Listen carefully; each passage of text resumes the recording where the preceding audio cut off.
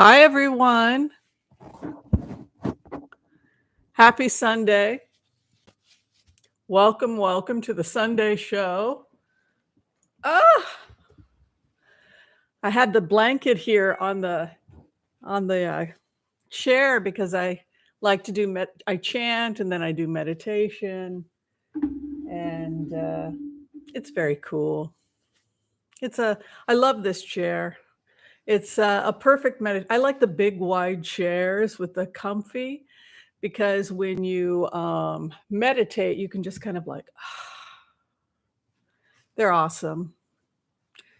I don't know if I'd want to get one of those lazy boys or anything like that because they take up a lot of space. Anyway, so I'm still finishing my breakfast. I was a good little girl. I woke up at 5:30 in the morning. Anybody else doing that? Anybody else waking up at like 4 or 5 in the morning? That first wakey. And supposedly our ancestors did that. It was known as the first sleep. And then our bodies naturally wake up around 4:30, between 4 and 5:30. And it should have been enough sleep, right? I fell asleep at 10, so you'd think 5:30, but I was wide awake but tired. You know that feeling? So I got up, made myself a cup of coffee. I did some chanting. It was beautiful. I put on these mantras. I love to do that in the morning. Start with some nice mantras. Made myself a coffee, planned my day, planned the show, and did some other stuff also. And then around 8 a.m., I said, I'm tired. And so I went to my second sleep. It's kind of like you get up, you feed the animals, you tend to the fire, right? When we were out fighting the various different elements of the world, we would get up early, feed the animals, feed the chickens, milk the goats, all of that. But then we might lie down for a second sleep and sleep for another hour, hour and a half, and then get up and work again. So that's basically what happened. So I feel pretty good. I got my blankie here. I'm ready to go. But before we get started, looks like there are over 200 people here. Wow, that makes me really happy. I'm glad to see you all here. Let's give gratitude to Misty Rose. Thank you for being here. Carol Bastian, Sue Malik, Beck, Lotzian, Redwoods is here. Hi. Mystic Crystal Tarot. She's a tarot reader, and I think she has her own channel, by the way. Terry Soma. She has teaching certification in HCRV. Good to see her there. Julie Wooster, also a hypnotherapist if you're interested in past life regression or also inner lives work, etc. You can contact Julie Wooster, and I'm sure she'll be happy to give her information to anybody here looking for a hypnotherapist. Pierre Walker, good to see you. Spirits Beyond the Stars. Oh, I like that. Geo Cosmic Valentine, also trained in HCRV, and Geo Cosmic Valentine is also an astrologer. So she goes into trance using HCRV and then uses her skills as an astrologer to channel the reading. So I think that's pretty cool. And I know that she will be happy to give her information here as well if you want channeled mediumship astrology work. Hi, Mai. Good to see you. Sweet Lorraine. I'm sure you are sweet. Pierre Walker, Foggy Ozark, and of course, Douglas, the fearless Douglas. We are grateful to you for all your hard work in keeping us on the straight and narrow. So how is everybody? How is everyone hanging out? Oh, Douglas got COVID. Well, the good news is you're fully vaccinated, and so that would mean that you are probably going to be just fine. You'll still have an immune response because you still were exposed to the virus, but your immune response has already been trained with a vaccine. We have to understand that this virus mutates very, very rapidly and is constantly changing, and so that is why as soon as you create one version of it, you'll wind up it genetically modifies over time, right, depending as it jumps from host to host, and so that's why we're seeing all of these, changes happening with the virus.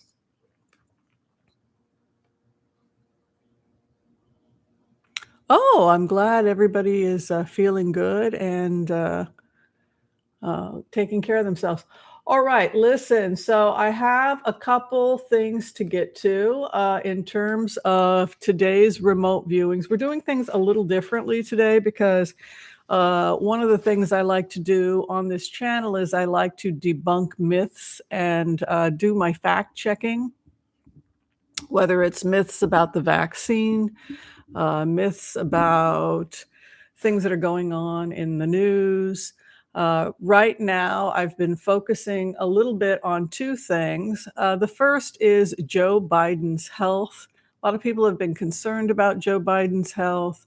We've gotten a lot of rumors from the right wing media that he's going to drop dead any minute. This is similar to what they did with Hillary Clinton. Remember, 5, 6 years ago, she was supposed to be dropping dead from, and they had all these fancy terms and people walking around in white coats who really were not doctors, claiming that they had figured it all out because unfortunately she had she had a virus, etc., and she got sick during the 9/11 memorial. It happens, right? She's overworked. But what I did is I sat down and I looked at her medical records and I just went on record saying, "Okay, I have medical training. Let me tell you what the medical records actually say, and let's analyze what's going on with this person's health." And the conclusion from that was that she was in relatively good health. She's mostly plant-based. Her and her husband are mostly vegan, as is her daughter, Chelsea. They don't eat many animal products, and so that's probably one of the reasons why they have been able to live as long as they have. So, anyway, so if you would like to know more about Joe Biden's health, the medical records have been published by the White House physician. And we're going to go through it all together. And then if anybody has any comments, it's pretty cool. Physician to the President. It was given to Jennifer Psaki.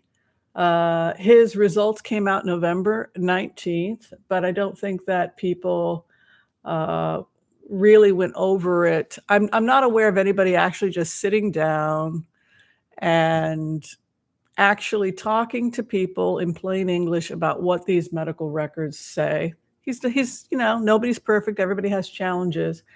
But he went through his physical exams. It was kind of cool. It was the first time in United States history that a woman got to be president because they issued Article 25, which basically transferred the presidency to Kamala Harris for an hour and a half. So, yay, she got to be president for an hour and a half. That's pretty cool. Thank you, Jane the Seeker Tarot. I appreciate that. It's very kind of you. All right. Uh, so what it's saying here is that he had a comprehensive physical exam at Walter Reed. And the things that they were looking at is number one, his throat clearing. You know how President Biden has a lot of throat clearing. Here's some interesting information for anybody who suffers from like a cough, particularly after you eat something. If you're having a cough, there's a couple reasons why. It can be a sensitivity. For example, after I eat a lot of carbohydrates, I will get a cough. Um, but he had frequent clearing of the throat, and so they wanted to look at that. Also, his gait was a little off, so they wanted to look at that. Um, so here are the following systems for Joe Biden they took a look at. They did a full cardiac workup. They had an EKG and an echocardiogram done. So an EKG is going to look at the electrical patterns of the heart to see if they're healthy. They're also going to look in the echocardiogram at the walls of the heart, particularly the ventricles. Uh, uh, and also specifically the left ventricle to see the strength of pushing blood out of the left ventricle, whether or not it's forceful enough to push all of the oxygenated blood out or if it's weak. He had a past history of elevated cholesterol, which cholesterol can become elevated as we age. There's a couple reasons for that. Hormonal changes can cause that, but suffice to say, his cholesterol was a little bit high in the past, so he was placed on Crestor. Now, based on his recent labs, his cholesterol is actually remarkably low, so much so that if I'm worried about anything, I'm worried about the fact that he probably doesn't, they may be able to pull back on his cholesterol lowering medication because his total cholesterol right now is 100. His triglycerides are a type of lipid, they're pre-lipid, are 108. We want to see those below 150. Also, his LDL is really low, 46. HDL, which is the good cholesterol, is only 39. I'd like to see that a little higher. Um, Evidence that he has inflammation, the C-reactive protein and the homocysteines, which detect inflammation, are normal. Now, the only thing we get with Joe Biden's heart is that he does have an arrhythmia. This is common as we age, where we will sometimes see a slight irregular heartbeat, AFib, a mild atrial fib. It's not threatening to your health. It can be very stable. But for that reason, he was placed on a mild blood thinner. So we're looking at someone who has low cholesterol, is placed on Crestor, has a type of AFib that is stable, not life-threatening, but for safety's sake, they've put him on a blood thinner. Um, uh, they looked at his nose, they looked into his ears, everything looks clear and fine. His lung and oxygen saturation is excellent. He doesn't drink, he doesn't smoke. He's had a very clean history in terms of his overall health. He is starting to have some problems with arthritis in his lower spine, and that can cause neuropathy. If you ever have tingling in the feet, that can sometimes be not to diabetes. He, by the way, came back negative for pre-diabetes, diabetes. But he does have some he does have some arthritis in the spine that's resulted in neuropathy and pain. He also has arthritis in the ankle. They did some physical exams. They did some imaging studies and some neurological exams of his brain, which showed no signs of dementia or anything like that. So that was ruled out.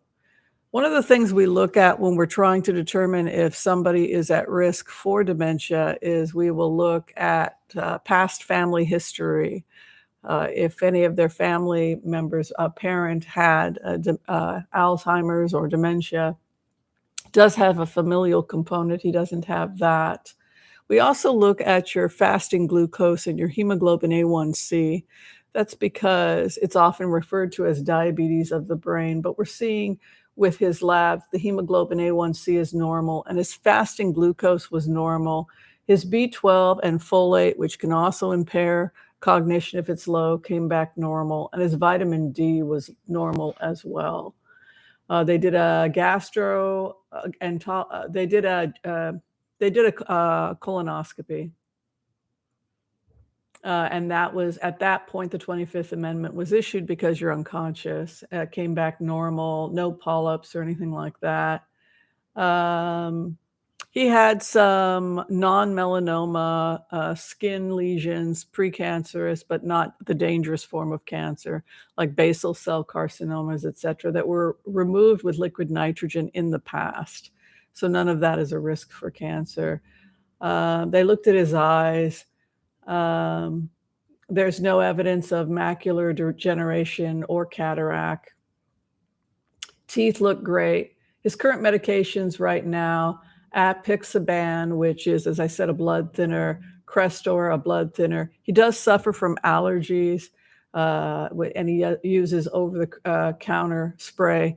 The reoccurring cough, they determined it was probably a slight acid reflux. He does have a hiatal hernia, which can cause that.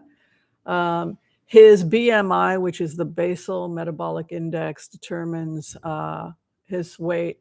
I tend to be more liberal with men because a lot more of they have a higher muscle mass, which can make them heavier. But his BMI was 25, which is fairly lean for a man.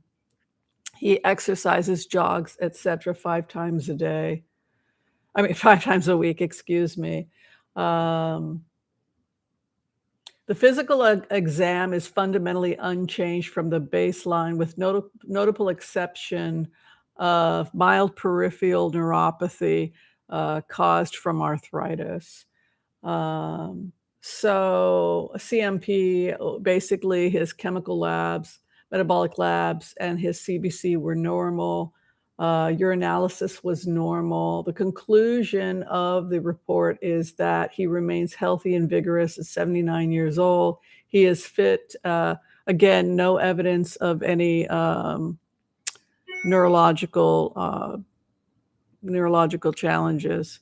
He's fit to successfully execute his duties as the president, et cetera, et cetera, et cetera. I just wanted to go through that. If anybody has any comments, I know people have been freaking. He's dying.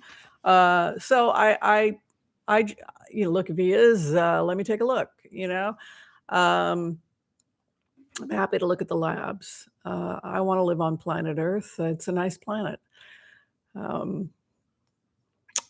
But no, he's in extremely good health. The thing I take away from Joe Biden's medical records is that it goes back to what we always say. Like, we have spa day on Saturdays, right? On Saturdays, the members get together and we talk about ways we can take care of ourselves. We give private readings also, but the point is that day-to-day habits, being moderate in lifestyle, can really go a long way. But no evidence of cognitive decline, no evidence of plaque in the brain, white matter, or anything like that. And he's fine. But I can appreciate the neuropathy in the feet, because I was in a car accident and I had some damage in L4, L5, and I also have that. Yoga, stretching can help, and strengthening the core can help. Sounds like he really takes good care of himself. Anybody want to comment about fears regarding Joe Biden's health, or anything they didn't understand from me rambling on like I don't know what? I had so many requests to look at Joe Biden's health. You do not know. It was crazy. Somebody had said, I think it was somebody watching Fox News, you should do a remote view on Joe Biden. He's not doing well. Okay, I'll go in and take a look. And I can, when I do a remote or when I do a profile on someone, I will look for blockages. Do I feel a block anywhere? I thought, I'm feeling pretty good. I'm feeling like my chi is moving pretty good. Other than a few areas that seemed arthritic, which is what was covered, I didn't feel like I had a cognitive decline or anything like that. So it was kind of nice that they do publish the medical records for us to be able to see. If people say it's a mass conspiracy, I would say to them that the current physician to the White House, who, by the way, is an osteopath. Osteopaths are very similar to naturopathic doctors. They tend to be judicious when they prescribe pharmaceuticals. I believe it was Jared and Ivanka that got him hired. So I doubt he's part of a massive conspiracy. So that kind of rules that out, since I think he was a Jared Ivanka hire. Cheers, everybody. One thing I agree with that they did was to get an osteopath in there.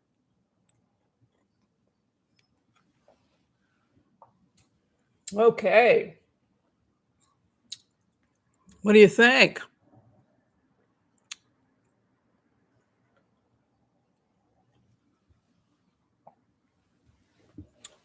I think that Joe Biden, and I will go back to the remotes I've done in the past, He's 78 years young. He works very hard at keeping his health in really good shape. Um, and I think that he could comfortably retire from presidency at 82, 83.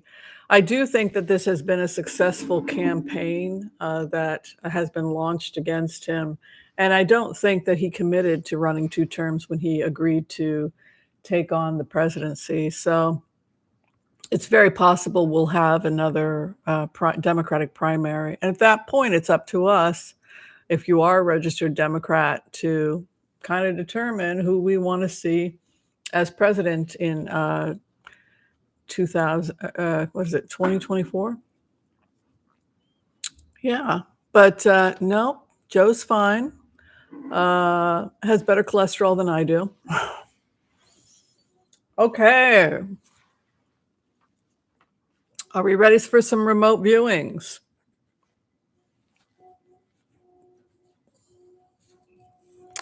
Woman in 2024? We're not ready for the Blitz. We haven't done the other stuff yet. Today we talked about the remotes regarding profiling. When I looked at Joe Biden, I felt relatively healthy. I did feel a little bit of arthritis. I didn't feel any cognitive decline, and I felt like he would probably retire from public service at about the age of 82, 83. But I don't see him dying or anything like that anytime soon. I don't see any evidence based on the medical records, which we judiciously went through today, that there's any reason to be concerned about that. And there's no indication based on the exam that he suffers from dementia or any cognitive decline. In fact, quite the opposite. The medical record seems to suggest that he has shockingly good cognition, considering his age.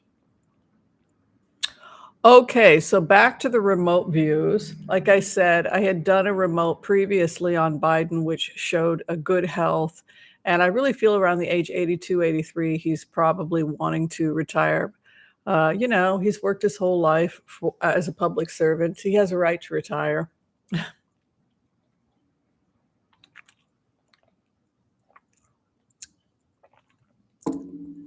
Anyway, so the other thing that I was meditating about this morning had to do with this spiritual idea. People have talked a lot about the fact that America is going to become kinder. America is going to become a kinder country, and how it really starts with us, right? What can we all do to be kinder? So this is really what the meditation was about this morning, as I was doing my gangyo, as I was doing my prayers and my meditations, and also reading the Gosho, which is a series of writings from the Buddha of the Latter Day of the Law, Nichiren Daishonin. But the thing that I was meditating about is this spiritual idea of never disparaging another human being. Never disparaging another human being. And what Nichiren Daishonin says is, he says, it is important to never disrespect another human being, because when you do so, you are denying that they have a Buddha nature or that they have an enlightened nature.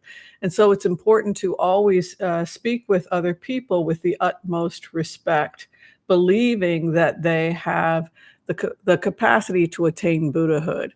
And so it kind of made me think about how in this country, when we watch cable television, it's being run like a sports show, that the people that invested in CNN are the same people that invested in ESPN.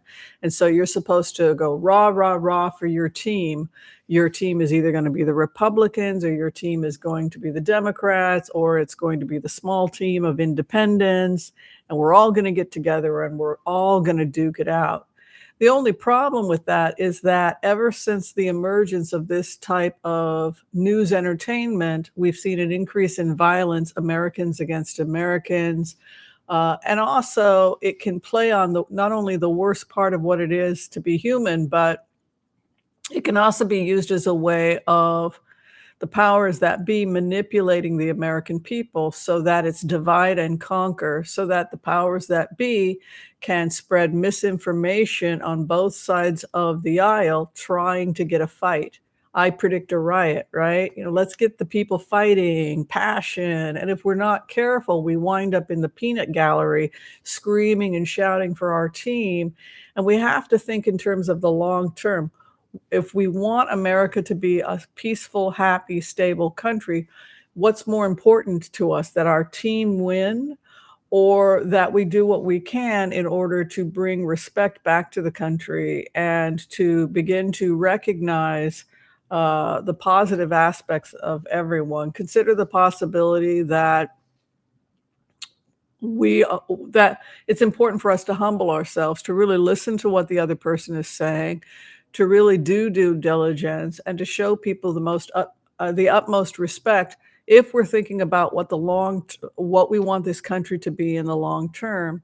And this continuing battling back and forth is extremely destructive to the country, regardless of which cable TV show you watch. If it's provoking an us versus them, they are evil, they are bad, they are stupid, they are repugnance.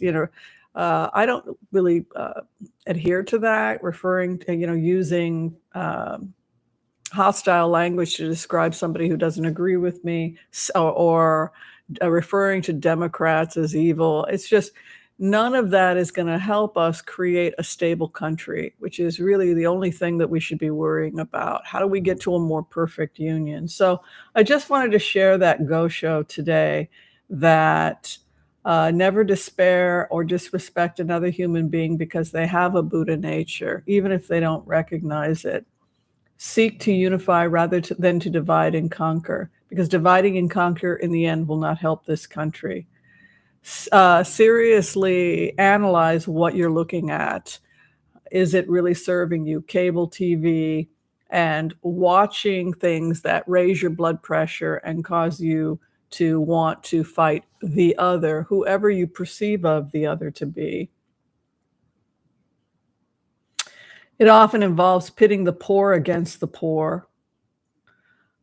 Picking a scapegoat, you must have an enemy, is rule number one. And the enemy is usually somebody who's vulnerable.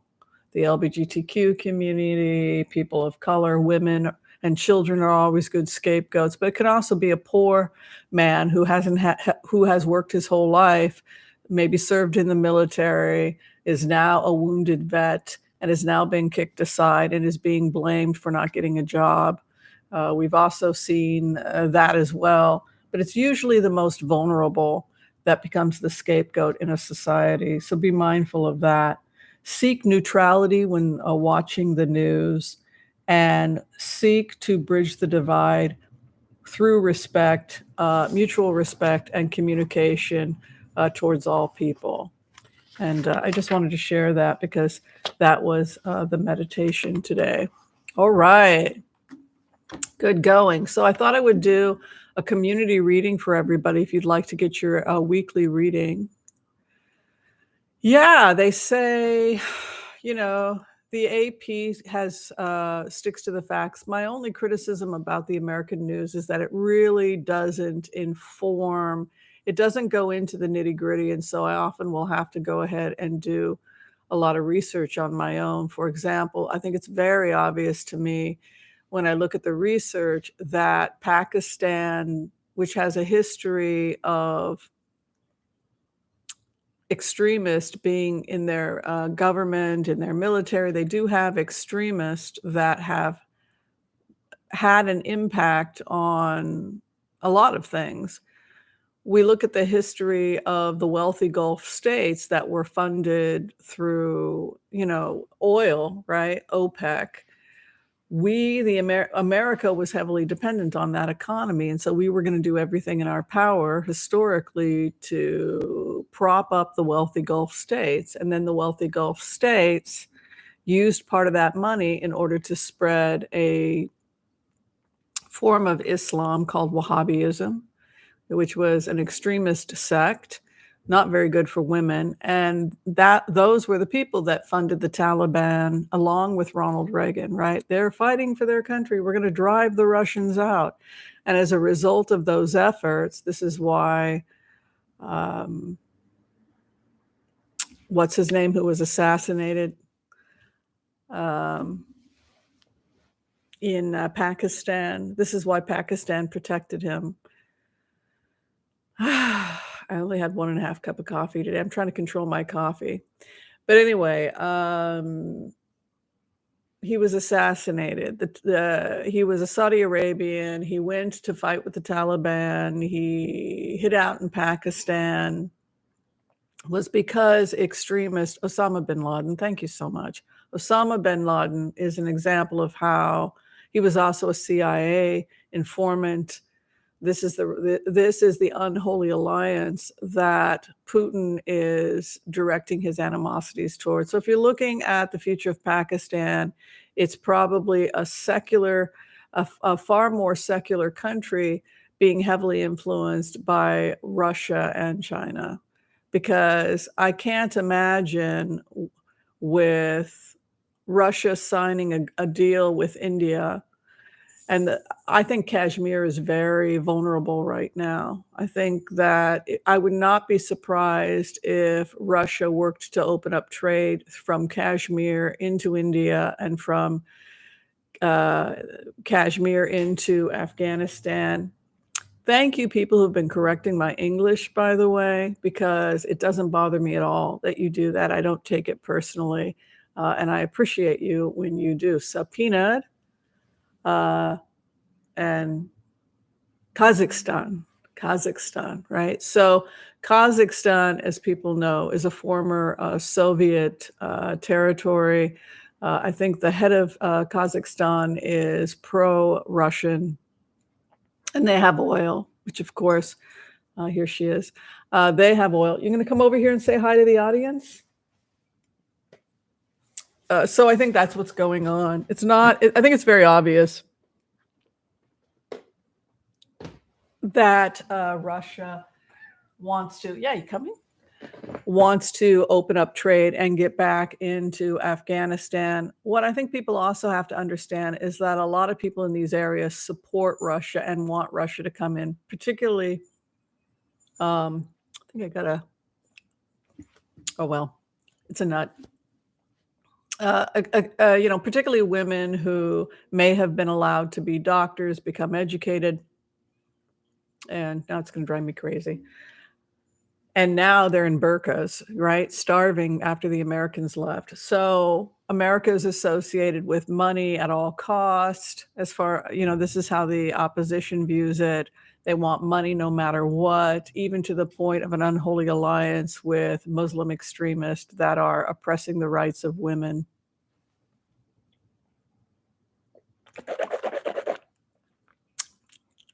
Did I get rid of it? Okay. And secularism is going to be on the rise. The other reason I think that secularism is going to be on the rise is because we are not as enamored with the wealthy Gulf states as we used to. We're moving away from oil. Swish, swish, swish. Okay, Foggy Ozark says swish, swish, swish. I think it's a C. I think it's a raspberry.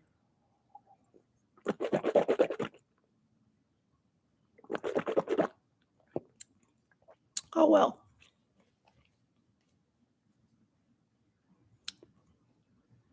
Yeah, so that's the story there. So I think in terms of Pakistan, it will move away from extremism because the flow of support coming from the wealthy Gulf states is declining. We started to cut a lot of funding from terrorist organizations. There's a lot of support now for that. I think that Putin is starting to become, I think parts of Europe are becoming independent from the wealthy Gulf states, and we're starting to see the economies of the wealthy Gulf states begin to collapse. And so for that reason, I would not be surprised if we saw the collapse of Wahhabism. And we're also seeing a resurgence now of Russian investment into those areas. And I think that that's where we're headed. In a way, we could say that Putin won. In a way, we could say that he's achieving his goals. But I'm not so sure that that's necessarily a bad thing for the United States in the sense that we kind of let him have it because we're moving away from oil and we are no longer dependent on the old alliances we had with the wealthy Gulf states. I also think that if you look at Blowout by Rachel Maddow, it's a great book. You can get it on audio. You can listen to it while you clean your home, which is what I do. It just talks about these old oil alliances and how they're just changing because, first off, a lot of people produce oil now, and because the world is getting off oil. And so, for that reason, we could see a lot of these relationships just coming to an end. And if that happens, it'll kind of become a point where perhaps the United States will no longer see Russia as an adversary. What's the point? It's not like we're fighting over, you got to buy OPEC oil instead of Russian oil. It doesn't matter anymore. And so, for that reason, because it's no longer what it was, we'll probably see political changes and probably political changes in our relationship with Russia. That's why I think we can get through it. We can get through it because our relationship with the wealthy Gulf states is not what it was. I do think that those people in power, those lobbyists that are invested in using oil, doing business with oil, etc., may challenge those changes, but because of what's happening with the global economy and dependence on oil, I think that that in and of itself will stabilize our relationship with Russia. I could be wrong, but that's what it looks like. And the truth of the matter is if the people from these countries want to have alliances with Russia, it's really their business, isn't it? It's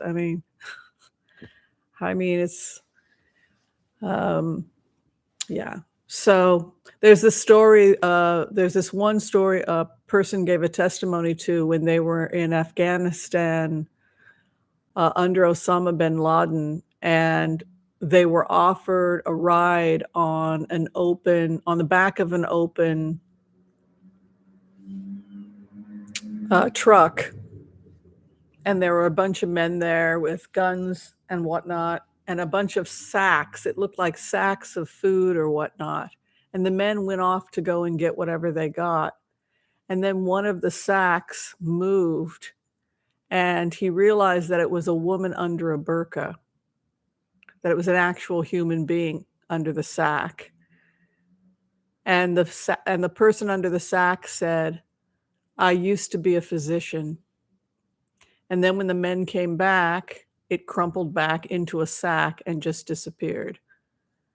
So when we try to understand everybody's side of a story, we have to really try and see everybody's side of the story and not just our own rhetoric, right? Okay, would everybody like to get a reading? Would you all like to have the empath prayer and community reading?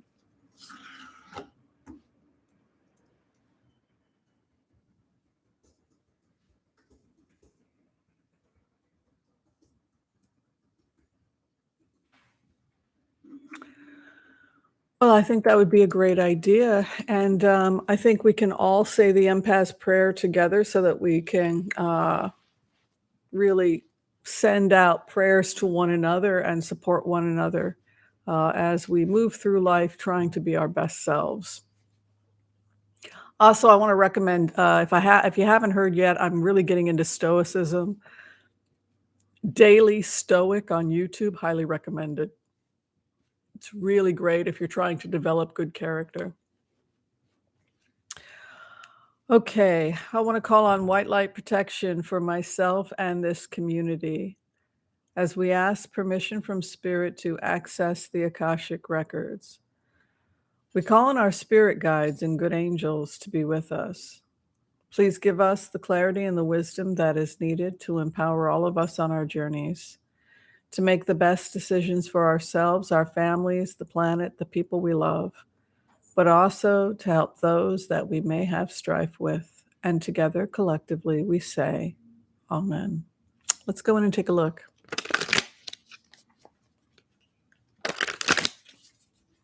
What is our week gonna be like? Hopefully, it'll be good. Did I get rid of the seed? I think I did. Good.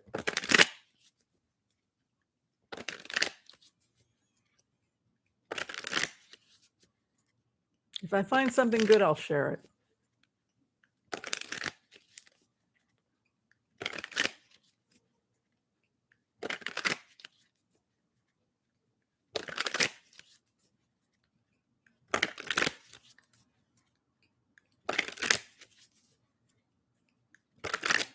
That's probably why the Russians don't bother me so much, because Russian trolls, because I try to be neutral.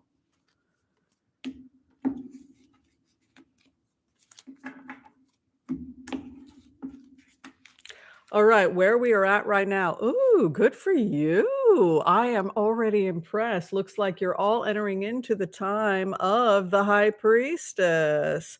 You know, it's interesting. A lot of us are really trying to learn and evolve. And this is the time of the hidden light. You know, when you think about December 25th, when you think about the winter solstice, which is something I was meditating on today, I was looking out. This is the east, but you can see the sun is rising from the east, it's setting in the west. And I will often just sit there when I'm doing my mantras and I will just say hello to the sun as it's rising. And I was thinking about the fact that we have passed December 21st, and now we are starting to see the instead of the nights getting longer, we're starting to see the days getting longer. It's so lovely to see this high priestess energy moving in for us, because it is a time of us really coming to clarity in our lives, seeking knowledge. I've talked about this before. Torah is to bear the light, ta or. And I often think of lawyers, female lawyers, or women who study the law, but it can be men and women. It's just this desire for the deep wisdoms, the deep truths, the hidden truths that sustain us. I'm really impressed that this group got a base card of the High Priestess. It really shows we're coming together in a nice way, seeking truth, seeking balance, looking at the things, the universal truths that sustain us. The other thing I gotta say I'm very impressed with, 2 major arcanas coming in with a temperance card as the karma card.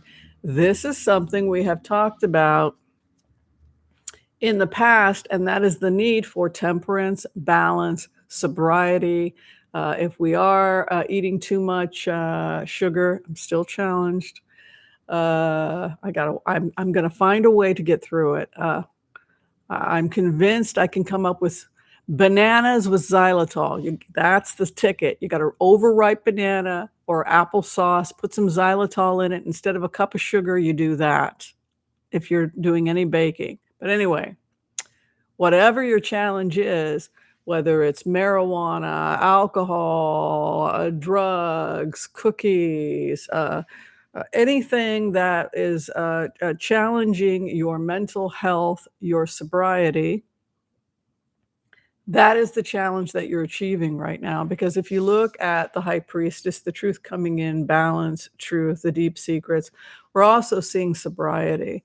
And I would definitely put sugar in that category, because if a person has blood sugar dysregulation, it can really impact brain health. Anything that's good for the heart is good for the brain, we say, and that means blood flow. And anything that blocks blood flow, neuropathy, could be, for example, damage to nerves due to blood sugar dysregulation. The same, we can see similar types of damage in the brain. So that's why I put sugar in the same category. So temperance, balance in all things, sobriety. We want to be like Joe Biden, right? We want to have good brain function at 78, right? But that comes with sobriety and a moderate lifestyle.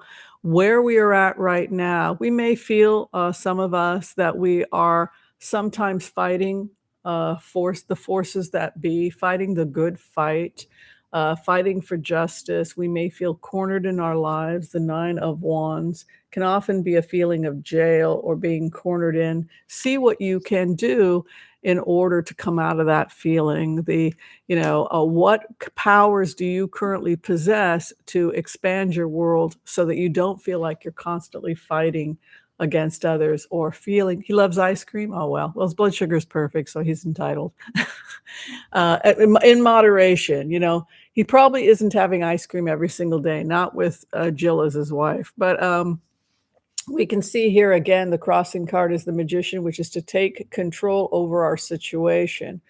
One of the things that I've been learning in Stoicism is to take control over our mind and our emotionalism, which can certainly be challenged when you're me, right? Because I've always been accused and convicted of being a highly emotional person. Whatever you need to do to get control over the emotionalism so that you can look at your situation objectively and make the best decisions for you. Sometimes it may mean having to give up the caffeine, right? I'm trying to reduce my caffeine.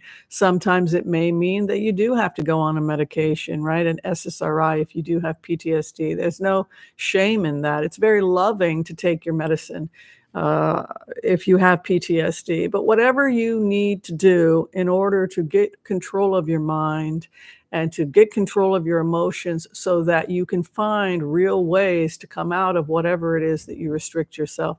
Meditation twice daily, good, consistent, healthy daily habits. And we can see that coming in for you with the magician, taking control over a situation where you made it feel like you're up against the wall.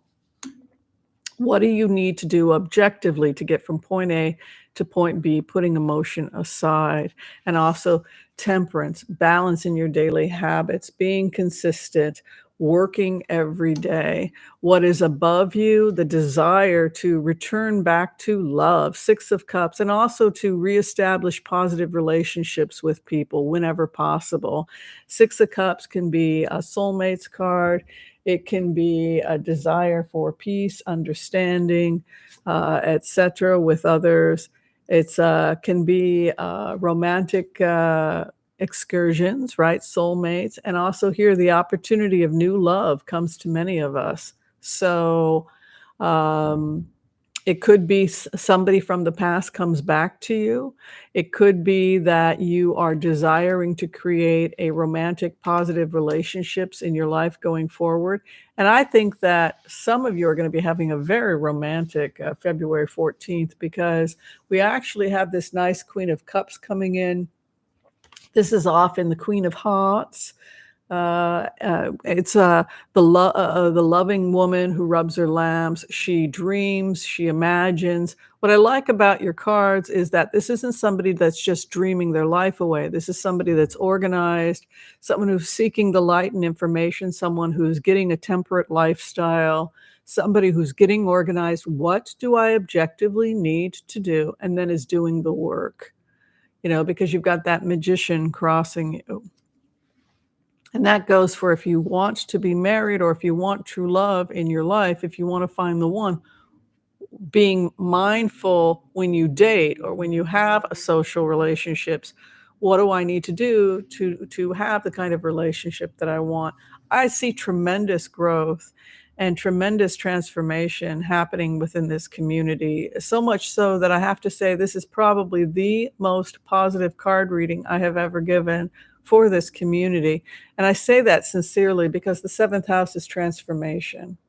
And again, it's a major arcana card. So you can just give yourself a round of applause. And again, I just want to emphasize this. You've got two major arcanas as the base. You are looking at your sobriety. You are doing your homework. You're taking responsibility for your mental well-being, your emotional well-being. You're taking control over your life and coming out of a feeling of defensiveness. What do I need to do to take control of the situation? And again, a major arcana card. So we've got 3 in strong position. And then the immediate environment, you are transforming, like the caterpillar to the butterfly. It's a really good time for you. The others around you, the sun. So you may find yourself in a situation where everybody is getting it at the same time, where everybody is studying Stoicism, everybody is studying healthy habits, what they need to do to get themselves from point A to point B. The sun is coming out, the light is coming out. Hanukkah has come and gone, right? You know, we have lit the lights, we have lit the Yule log, right? And now the sun is starting to come out. The hope and the fear, our own stress, our own worries, thinking about what could happen, what might happen, fears at night, anxiety at night, panic attacks, fear of death, loneliness, feelings of isolation. And the final outcome for us, truth. Archangel Michael comes with the sword of truth. As I've said before, in Hebrew, the word messenger is the same as angel, melach. The angels, plural, is melachim. And so when we think about the pages bring messages, and they are often symbolic of the messengers. And just as you have four archangels, you have four pages that each correspond to the archangels. The archangel that fought against the devil and won, whatever the devil is for you, whatever the temptation is for you, whatever the adversary is. Satan in Hebrew is adversary. Doesn't mean a little spooky guy with horns. It means whatever it is that you are fighting against in yourself, your own adversary, whether it's your apathy, your addictions, your fears, your phobias, whatever those are, you will win. He gives you the strength and the courage, this energy of the sword of truth, to carry on and fight against the Satan and win the adversary in your life. What's happening here is you've come again to this place. You've been to this place before, but now you are winning. The clarification over the transformation, you are in sound judgment. Judgment returns to you. Again, another major arcana moving into seventh position, the immediate environment. You're getting your brain screwed on straight. And this is having a dramatic impact on how you treat yourself, how you treat others, and how you move forward in your life. The others in relationship with you, again, another major arcana. This is like the person who's wheeling and dealing, and they keep getting a great seven, lucky seven, right? Good karma. Be about your business.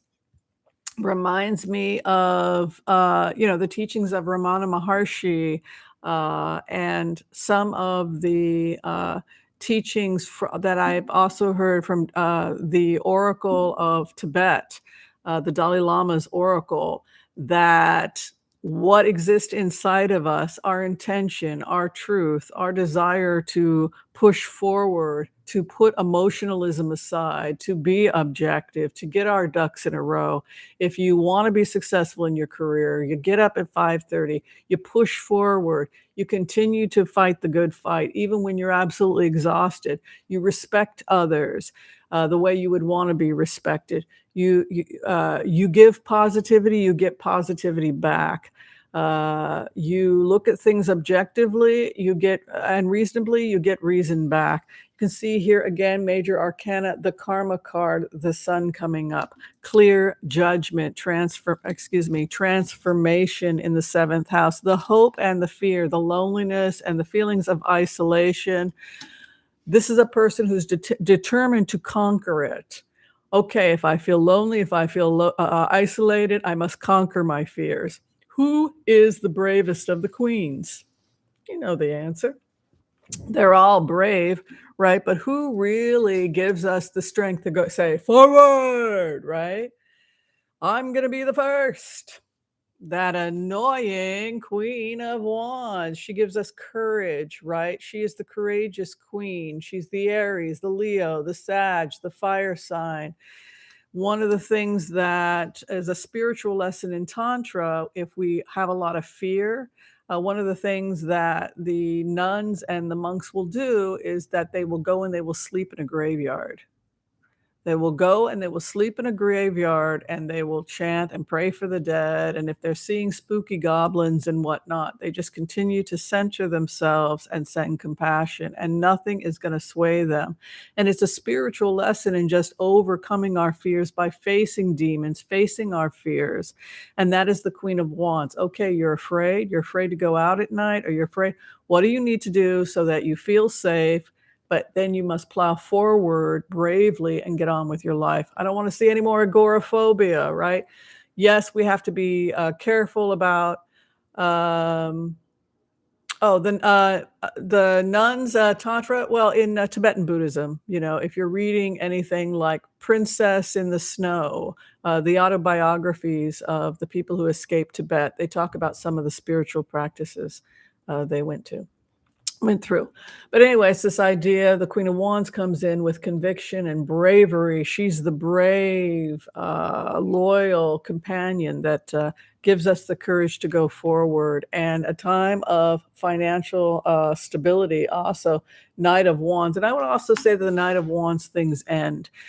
You can rest assured that the old ways are gone. And what is emerging with this death and transformation and clear judgment is a new world and a positive world. And I really think we're moving away from a lot of extreme violence towards a time of sanity and reason, particularly with the King of Pentacles moving in, which is a solid king, a solid knight, financially stable, methodical.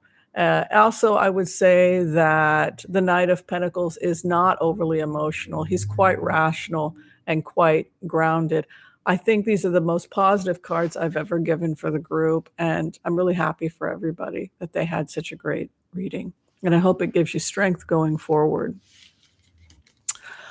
Okay, so now we are going to start some blitzes. If you haven't had a chance to do so yet, it would be great if people could like and subscribe the channel, because I would appreciate it.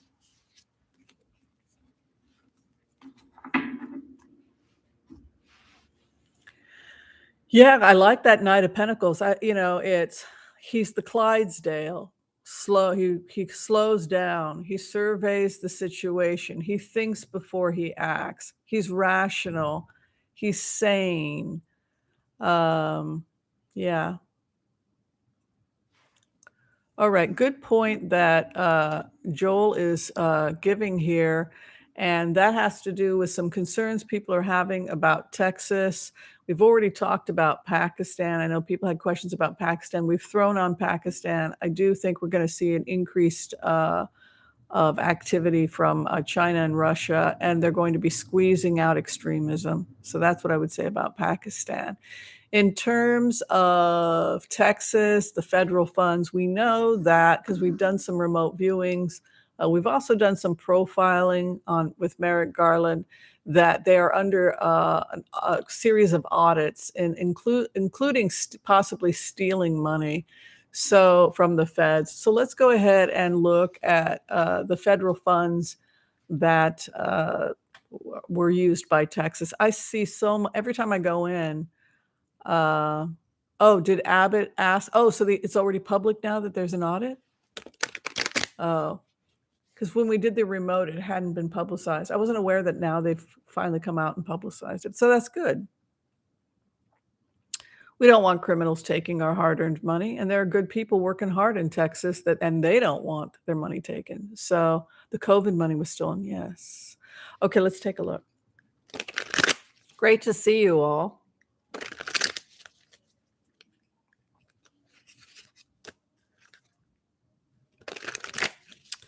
What is going on with Texas, and were those not the most amazing cards today?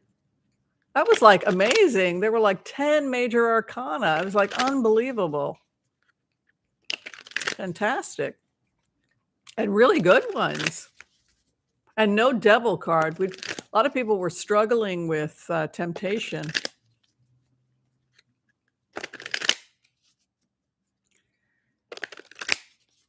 Republicans, Julie.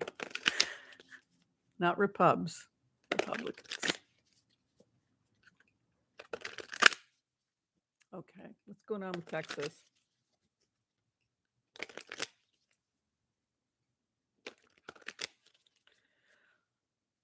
Okay, Texas. They say the watchers are watching the money. The economy is changing over Texas. We've talked about that. there's a couple things going on. You can see here, watching the money, harvesting the money, and also watching where the money is going. This is also a card that I use to denote the new green economy.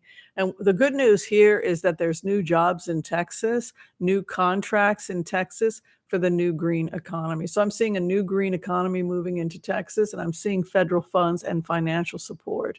But I'm also seeing an audit. I've always seen an audit. It goes for a couple of years. They're not going to stop until they find the people that stole the money. And rightly so, because that's your money. That's my money. And the people that got hurt the most from it were the people of Texas. So they have a right to be upset.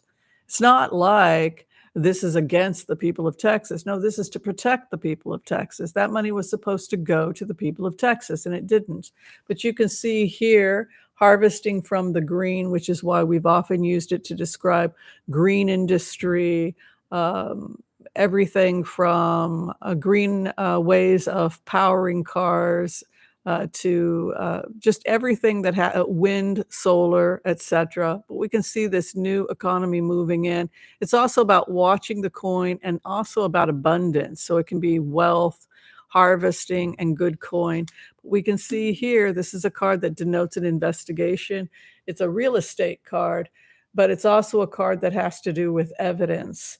What you are showing and what you are hamming out, possibly if you're looking at a criminal investigation.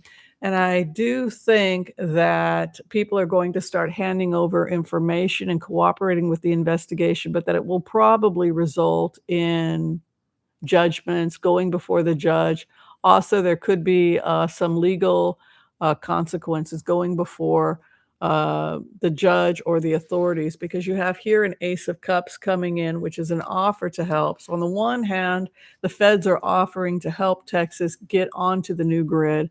On the other hand, you've got the Emperor coming in, which could denote a solid judgment.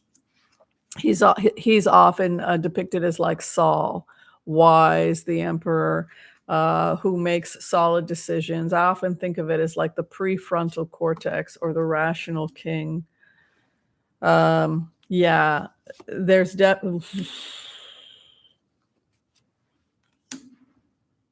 yeah, there's people in serious. Oh, wow. You know what's interesting about this? When you go into this energy, it feels like it was brazen theft, that there was a brazenness to it, where it was a feeling like, well, we can do whatever we want. It's almost like the previous administration made people get cocky and think that they can do whatever they want, and that's just not how the world works. The Queen of Swords carries the sword of justice over the issues of finance.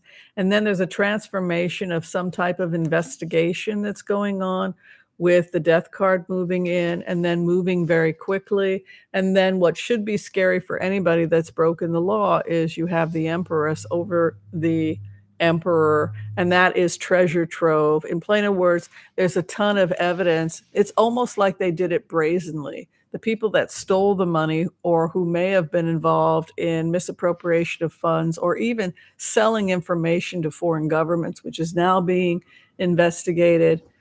I wouldn't want an empress over an investigation, because an empress is the treasure trove that ever overflows, right? It's an abundance. It's, yeah, I wouldn't. And also the fact that there's a transformation over the investigation happening very quickly with a chariot, and then this, it's like dumping of information. So I don't think it's good if you're a criminal. I think it's good for the people of Texas because they deserve better. I still see that it's very likely. People say it'll never happen. It'll never happen. I don't know about that. I think we could see a shock in the position of governor, and we could see Beto O'Rourke become the governor of Texas, because things are so shocking and people are so disappointed and disgusted by everything that's happening in Texas. Particularly with how Abbott has handled things with COVID, the corruption that's going to be exposed. I think that people will be want change. They will want real change, and that could mean that Beto O'Rourke does, in fact, become a Democratic win for Texas governorship. It's very possible. Okay, we're going to look now at the future of Ted Cruz. Speaking of Texas.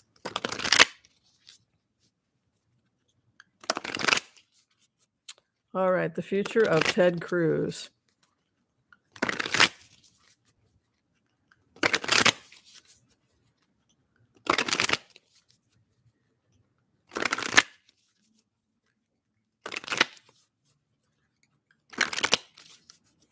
Thank you, Mel. It's very kind of you. Okay, interesting.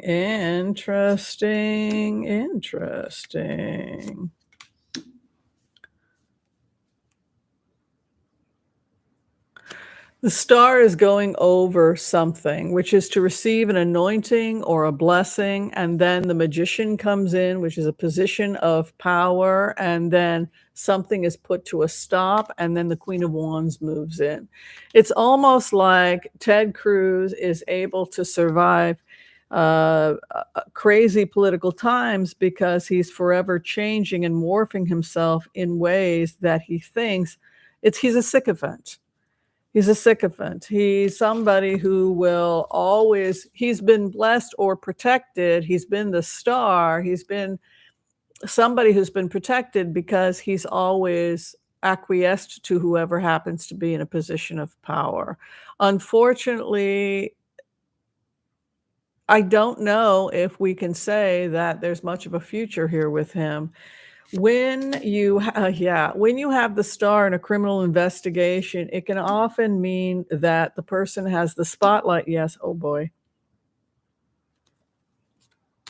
He will probably not go to prison, but he will probably have to testify about what he knew regarding January 6th. And I'll tell you why I think that about him. A star, or to have the star on you, could denote a star witness or somebody who is put into a position where they have to actually talk to the people, or is subpoenaed in the case.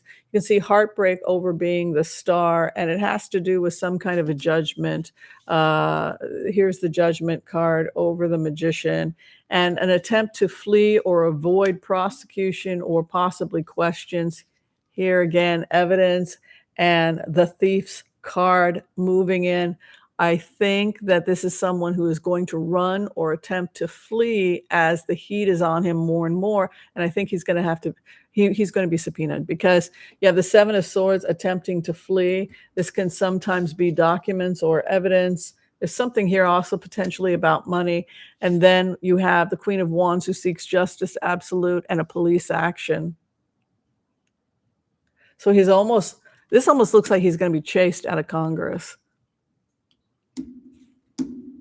Yeah. And this is someone who I feel terrified for him. I feel terrified because I don't like this fleeing, this judgment, and then heartbreak. It's like everybody's got the spotlight on. He's going to be a fall guy. That would be my assessment of this. This is somebody who's going to be a fall guy, and they're going to point fingers at him just like Meadows. He's going to attempt to flee, and as he flees, he's chased.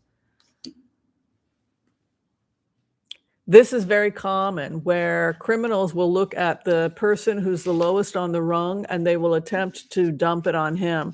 But with that kind of energy for Ted Cruz, I don't think it's good for him at all. He's going to do everything in his power not to have to testify, and certainly not publicly, because it would ruin his public image, and that's the one thing he seems to care about. Yeesh. Thank you, Christopher Guala, for that kind donation. It's much appreciated. And thank you, Mel, as well. What do you think about that? All right. So Geocosmic Valentine is asking a really cool question about Andrew Cuomo. And as people know, he was accused of groping, etc. But for whatever reason, New York has decided not to pursue charges. So we just want to look at Andrew Cuomo.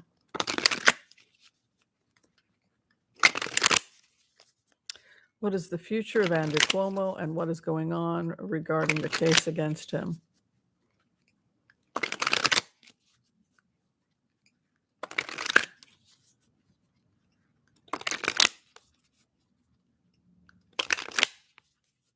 A lot of praying. I'm very surprised by what I see here. This is somebody who he's a lot more devout Catholic than I had thought, huh? I guess the Catholic Church is more important to him than I had uh, previously thought, because this is somebody who went through a period of, it just feels like this is someone who's very prayerful, very heartbroken, and extremely, this came up before in previous remotes where I just feel terrible about what I've done to my family. Now his brother has lost his job trying to help him. So it feels to me like a very sobering time where I'm praying, where it's my culpa, oh my God, though what I've done to my family, and really appreciating everybody's support. But this is also a time when he really has to get real about how his actions have really harmed people, people that funded his career, people that trusted him. And just beaten up about what happened to his family and the people that trusted him. Completely devastated. Completely devastated. The thing that I feel as him, when as an empath, I put myself in his shoes, is it is extremely painful to me to see the faces of the people that had faith in me and family members who were so proud of me, and that I so terribly disappointed them. My younger brother, my family, my church, my community, the people that I was supposed to be representing. It's just 10 of Swords. Also, 10 of Swords has an aspect to it of betrayal, of being stabbed in the back. And so on some level, he feels that he was also betrayed by people he didn't expect to betray. He's not done working for New York. This is something that people also need to know, that despite the fact that this has happened, he still loves New York. He's still committed to New York, and he still sees a future of doing what he can in some capacity to serve New York. Three of Wands is my East Coast card, waiting for your ship to come in. This is somebody who probably is, probably going to go back to speaking, teaching engagements, and some kind of activity that he feels will be. He wants to also help business people in New York, small business owners, uh, go back to what originally he had promised he was going to do for New York. That is there. There is an ongoing. There's still an investigation into his governorship, possible corruption, questioning activity. You can see the high priestess moving in still, but this is somebody who, it's like a feeling of my culpa, completely devastated, but they're still determined to, Three of Wands, to the wishes coming in, to serve, to wait for their ship to come in. But they've still got a ways to go. Corruption and questions regarding deals or things that he may have done while he was in office. I think that he will survive this. And I think that a lot of charges will be dropped. I don't see him doing prison time. And I think some of this was dirty politics. Some of it was blatant sexism and inappropriate behavior, but a lot of it was an attempt by people within his own rank to undermine him. He may have a feeling of betrayal, even from within his own community, but he will come out of this. The final outcome is the Magician. Wow. Yeah, so he still wants to fight for New York. The East Coast stands. That I think of that as the Eastern Seaboard.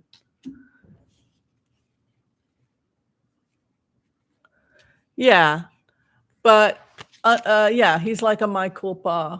This is the guy in the blanket who's crying and hugging everybody that's shown support. And I'm so sorry for what I did to you. And it's that kind of an energy, and also a feeling of, why did people betray me? Why did people in my office try to get me in this situation? How did I screw up as a boss, as a leader, so that this happened? And there's a part of him already that's thinking, how can I make this right? How can I be a good boy? How can I go to the priest? How can I do my atonement? This is somebody who will do what he can sincerely to make it right. But he's going to have to tell the truth. He was inappropriate, and he was arrogant, and there are reasons why people that worked for him turned on him, and he's going to have to do some soul searching to find out why. So that's basically what it says. And he will probably work, maybe not politically, but in some capacity he will continue to, what he says, do the right thing and buy New York and help New York. Okay, I'm gonna take a sip of water here. L'chaim, everybody.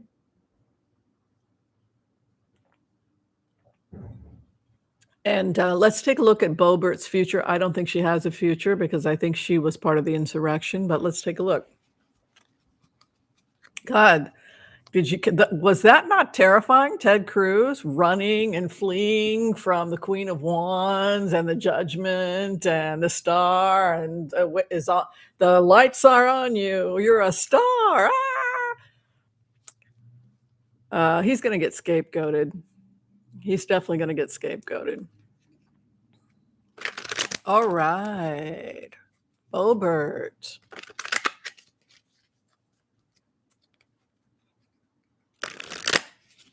This is why Sundays are so fun.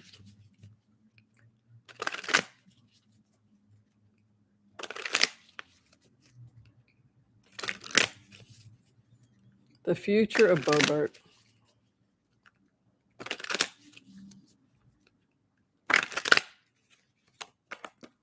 Whoops.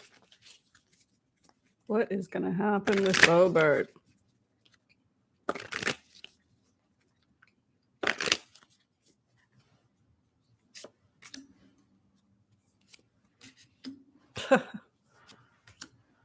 Oh my God.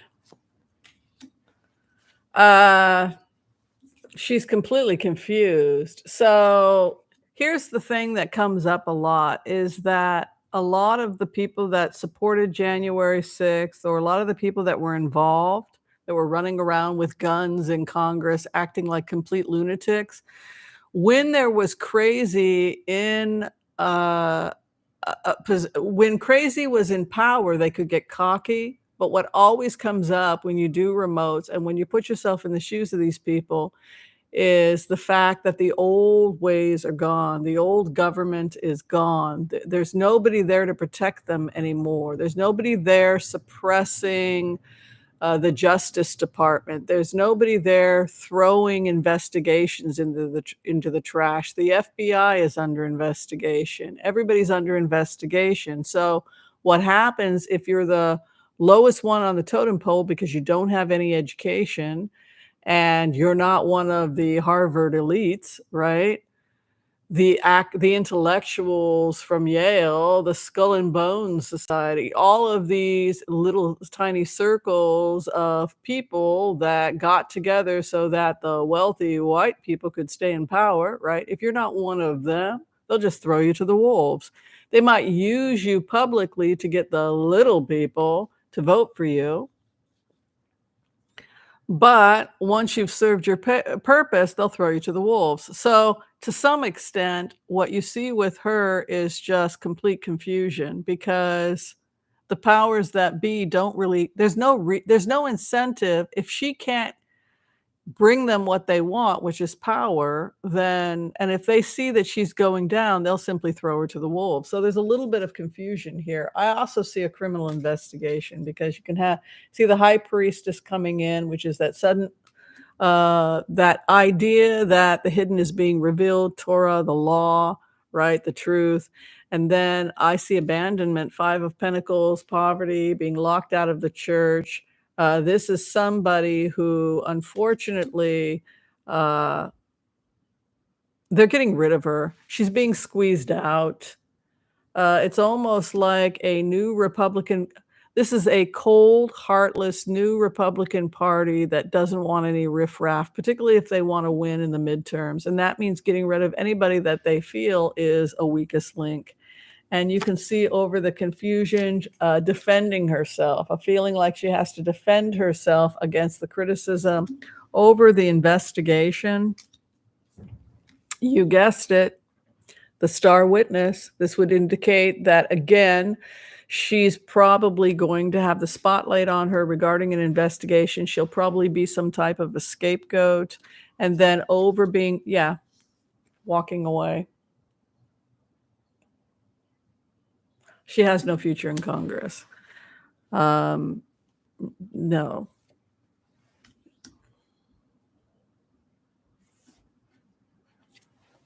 They're gonna take her out.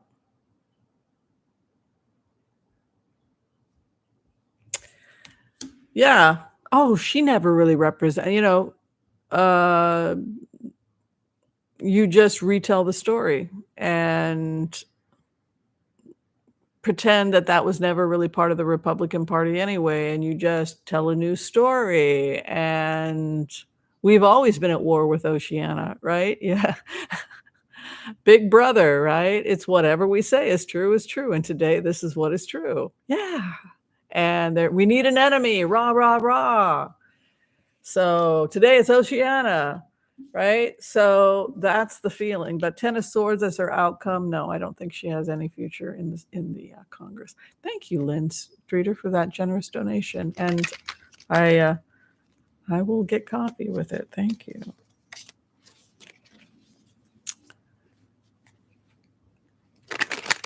Oh, Bannon's has a podcast? Funny.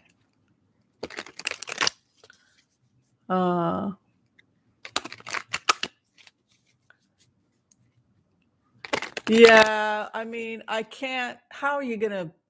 Anybody have a way of spinning the Ten of Swords as an outcome? I mean, yeah. No, I don't think MTG was the pipe bomber.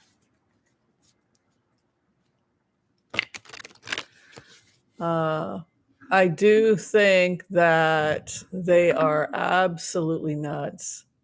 Okay, we're going to do one more. I usually stay till about 12:30. So we have a question here about Bannon. The guy is one of those sleazy informants that's always been cooperating just enough to keep himself out of jail. Wouldn't you all agree? So let's take a look at Bannon. What is going on with Bannon?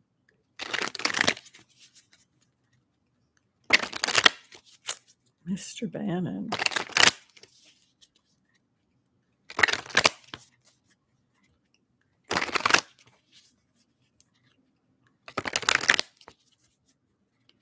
Mr. Bannon.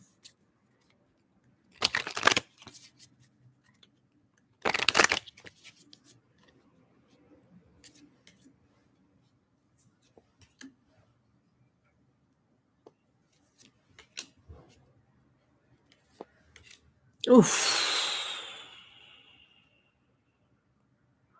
This guy must be in some kind of denial because Bannon is one of those people who is kind of dares you. I dare you, I dare you, I dare you, I dare you. He comes in with a strong kind of energy, but unfortunately, his relationships with other people are probably going to be his downfall. You can see the devil moving in. That can be alliances, codependencies, relationship with others, spreading belief systems. It can also be dogma. The final outcome for Bannon is the Tower. In plainer words, I would say he's being shut down. It's all being shut down. What a nut job. I mean, I'm sorry. I don't want to speak ill of anybody, but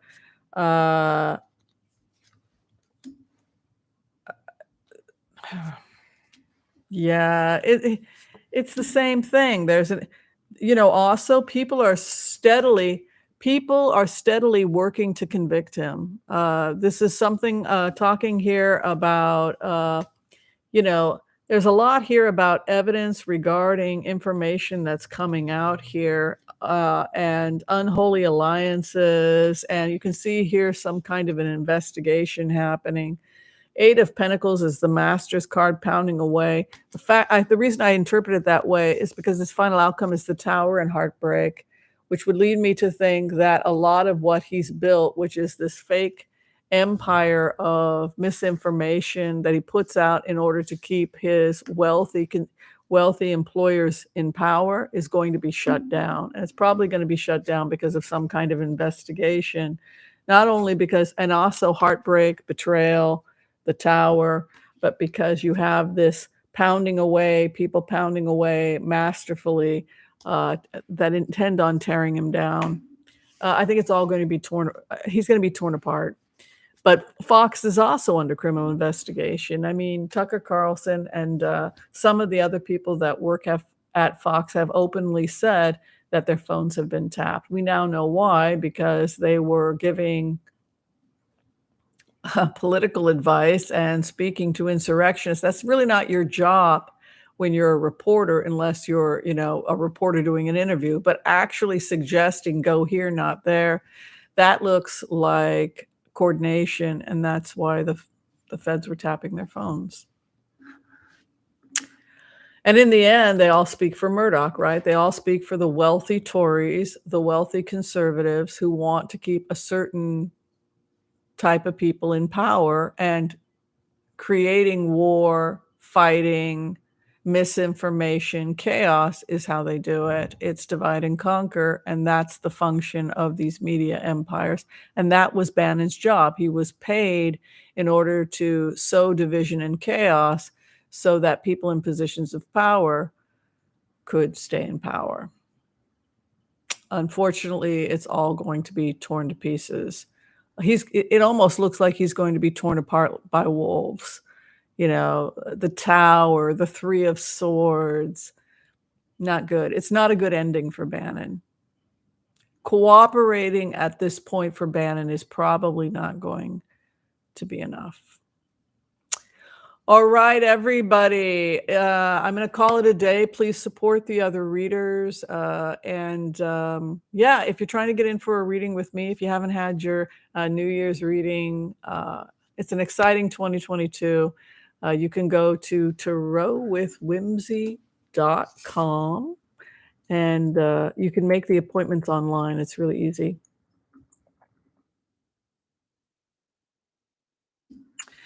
And schedule an appointment. Let's hang. Let's do lunch and talk about a great new year. Thanks, everybody. We'll see you all next week. If you're trying to get in for HCRV classes and become a member, absolutely, I'd love to have you. We teach Tuesdays, every Tuesday at 5 p.m. If you're having trouble finding the link, I always post the link to the class on the comments section of my channel. If you want to hang out as a fairy, angel, or above, we have spa day. We give private readings. We also do videos on health and healing, etc., etc. And it's all fun. And I really appreciate and support you all. And I'm grateful for the memberships. Thank you, everybody. Have a great week. And I'll see you next time. Peace out.